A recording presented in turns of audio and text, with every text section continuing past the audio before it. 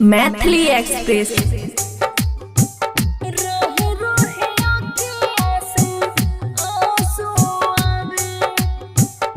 खुशी recording studio बलुआहा।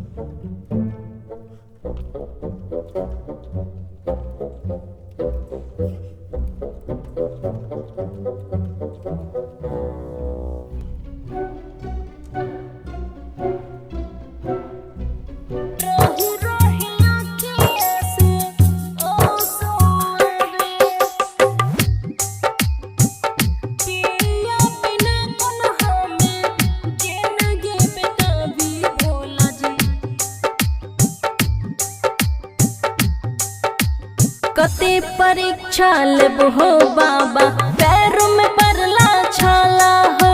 भूख ले प्यास ले दिन कटैया, पेट में नैया निवाला हो। कते परीक्षा लेब हो बाबा, पैर में परला छाला हो। भूख ले प्यास ले दिन कटैया, पेट में नैया निवाला। फूटल हमर किस्मतिया बाबा, सुख नहीं भावे तोरा। दुआरा पर एगो लाचारी आचरा फैलावे। शिवजी पिया बिना कोन हमें जिंदगी बितावी। भोला जी रही रही आँखियों से आंसू आवे।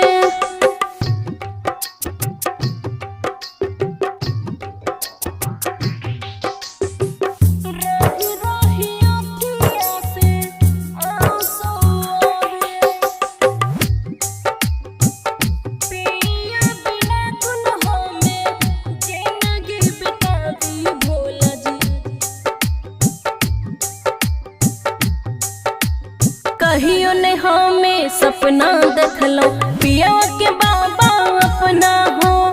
ओम प्रकाश नजरिया दुख जल के भारी कितना हो।